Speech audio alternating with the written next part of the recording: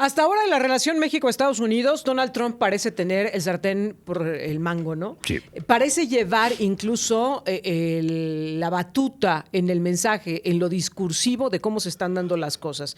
Y no ha habido quien le ponga freno. Desde la amenaza y el amago de los aranceles del 25% a los productos mexicanos, en donde todavía generosamente nos concedió un mes de prórroga, hasta la implementación sorpresiva de este arancel al aluminio y al acero de todo el mundo, incluyendo a México. Un gobierno mexicano que decía, esto no va a pasar, no se preocupen, no va a afectar a sus propios ciudadanos. Además, pues tenemos un tratado de libre comercio con América del Norte, seguramente nosotros vamos a quedar exentos y no quedamos exentos, vamos en la misma medida. Pero la presión constante sobre lo que no está haciendo México con el tema de los grupos delictivos, en fin, parece que nadie le puede poner un freno a Donald Trump, pero realmente nadie le puede poner un freno. Jorge Chezal, ¿cómo estás? Muy buenos días. ¿Qué tal? Buenos días. A ver, licenciado, ¿realmente Donald Trump puede hacer lo que le venga en gana, no solo en su país, sino en las relaciones internacionales? A ver, eso tiene dos respuestas.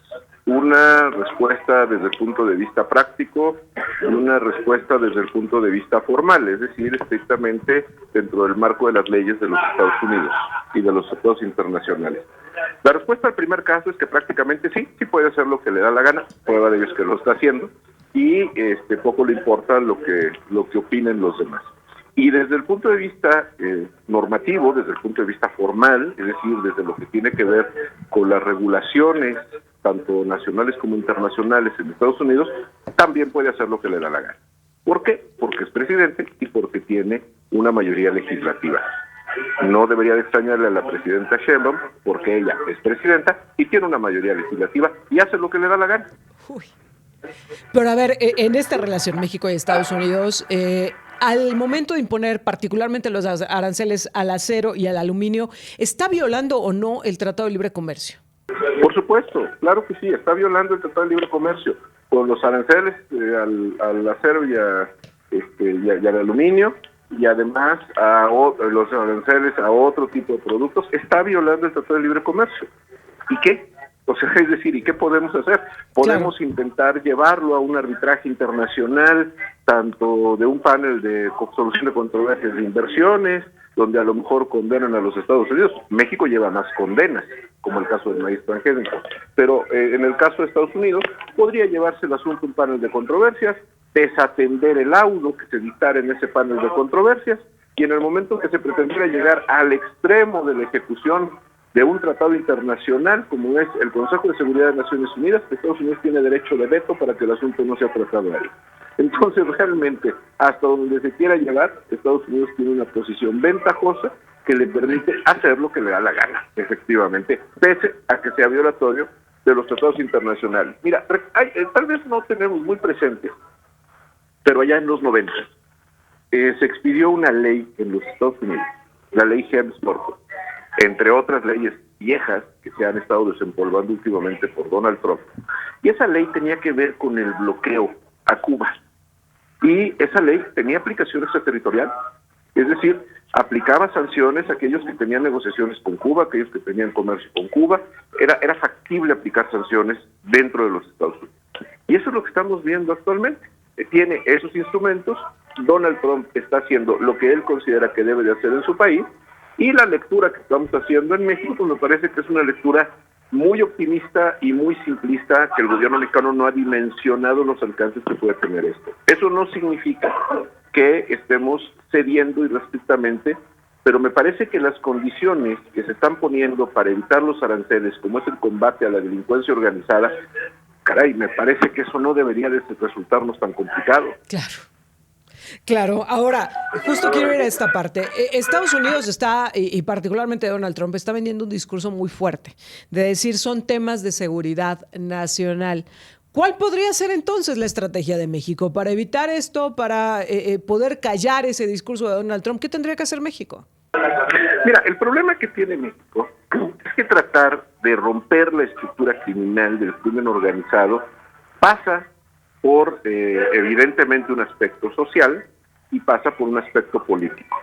Es decir, habría por lo menos un gobernador No digo nombres de gobernadores, porque a lo mejor los sinaloenses no sé si coinciden o no conmigo, pero me parece que la caída y consignación de ese gobernador, el combate directo a ciertos cárteles, no nada más a algunos aspectos secundarios, sino a una estructura completa, y sobre todo también a políticos de alto nivel, no nada más gobernadores, que están involucrados en el tema, me parece que tendrían que ser las respuestas. Pero a ver, mira, hay una cuestión muy sencilla.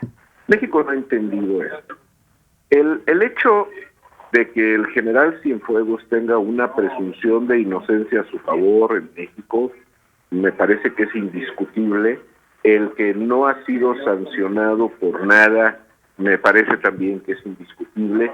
Pero si los Estados Unidos lo detuvieron, si la presidencia de la República tuvo que hacer labor diplomática para que lo soltaran, y luego regresa a México, me parece que es una imprudencia política tomarse fotografías con él en un acto público. Claro. Creo que aunque el señor sea inocente, pues por lo menos alguien en los Estados Unidos podrá levantar la ceja y preguntar cosas, ¿no? Uf. Ahora, justo en este sentido, la pregunta fundamental, y de hecho nos la están haciendo también en la transmisión en vivo, y quiero ligarlo con el tema que estamos tocando, ¿se puede destituir a alguien? Es decir, la presidenta podrá decir, bueno, pues es que es un gobernador, él fue electo, y así referirse al resto de los funcionarios, alcaldes en diferentes municipios que pudieran estar vinculados, es que pues, son autoridades electas, pero se pueden destituir, y nos preguntan también a la par, licenciado, que si se puede destituir a un diputado que no está haciendo su trabajo. A ver, destituir a un diputado que no está haciendo su trabajo habría que destituirlos a todos, entonces ahí es un problema práctico. Pero sí se puede, porque evidentemente cuando un diputado no cumple con su labor, hay un régimen de responsabilidades que pudiera llegar al caso de la separación del cargo. A ver, en el caso del gobernador, sí, son entidades autónomas, hay decisiones autónomas, pero no cerremos los ojos a que en México han quitado gobernadores como les ha dado la gana.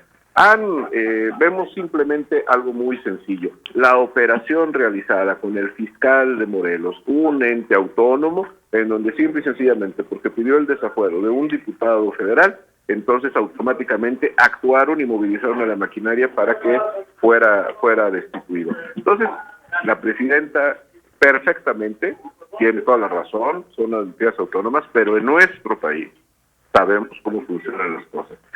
Si efectivamente habláramos de entidades autónomas y de respeto al Estado de Derecho, la presidenta de la Suprema Corte de Justicia de la Nación habría estado en el acto protocolario del 5 de febrero, en el aniversario de la Constitución, y no estaríamos dirigiéndonos a una elección judicial porque se habría hecho caso del cumplimiento de las sentencias dictadas por autoridades judiciales, diciendo que es una absurda esta elección. Entonces, si la presidenta considera que para unas cosas sí aplica la ley y para otras no, bueno, pues entonces no debe de extrañarse que otros presidentes en otras latitudes también puedan considerar que pueden aplicar y hacer con la ley lo que quieran. ¿Hasta dónde va a llegar Donald Trump? Es decir, ya con todo esto que me has dicho de puede, quiere y lo va a hacer, ¿hasta dónde podemos prever que va a llegar en estas acciones contra México? Mira, yo creo que es imprevisible. Digo, Estados Unidos en general, no nada más Donald Trump. Donald Trump es, creo, un componente adicional. Sí. Pero pensemos nosotros en el caso de Panamá. ¿Sí? En el caso de Panamá, violando absolutamente todo tipo de ordenamiento internacional, un día llegaron, aterrizaron, detuvieron al presidente en ejercicio y se lo llevaron. ¿Sí? O sea, es decir, ¿hasta dónde pueden llegar? Bueno, pues podemos preguntarle al general Noriega en Panamá hasta dónde pudieron llegar. Ahora, en este mismo sentido, a ver, el caso de México, ¿vamos a vivir asolados? Es decir, ¿crees que esto va a ser una amenaza permanente? Es decir, que Donald Trump ya encontró en los aranceles la forma de ir presionando permanentemente a México. Yo creo que sí, y es muy sencillo el poder sostener esta respuesta. ¿Por qué sí? Porque México ha hecho cosas mal. Y no quiere decir que tengamos que plegarnos a las decisiones democráticas o no que puedan tomar en otros países. A lo que me refiero es que hay decisiones de racionalidad en la relación. Si hay un problema, por ejemplo, de tráfico de armas de México de Estados Unidos hacia México, y hay un problema de tráfico de drogas de México hacia los Estados Unidos, Son los caminos diplomáticos los que deben de servir para resolverlo. El tomar decisiones unilaterales, de proteger a políticos, de proteger a delincuentes, de irlos a abrazar en lugar de combatirlos, va a tener respuesta. Lo que tienen que hacer es, bien dentro de su mismo proyecto de gobierno, no olvidar que existe un régimen internacional, un aspecto geopolítico que debe de ser considerado. Licenciado Jorge Chezal, pues como siempre te agradezco mucho que nos permitas platicar contigo y bueno, pues creo que bajo los argumentos que nos has dicho, México no solo tendrá que estar muy atento, sino que también tendrá que ser muy proactivo de cómo quiere llevar esta relación. Te agradezco mucho. Así es, México tiene que hacer cosas. A ver, y tiene que hacer cosas y me parece que una de ellas fundamental es el tema de seguridad y hay que decirlo también. Me parece que Omar García Harfuch está haciendo bien las cosas. Podría hacer más, pero está haciendo bien lo que está haciendo. Y me parece, también esto hay que reconocerlo, que el discurso presidencial ha cambiado un poco. El problema que tiene Claudia Sheinbaum es que tiene que romper con la narrativa de su antecesor, quiéralo o no.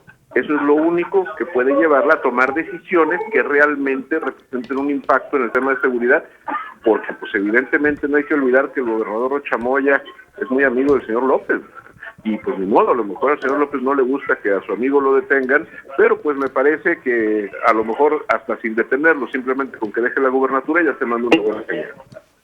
Licenciado Jorge Chezal, como siempre, muchas gracias. Al contrario, Erika, gracias.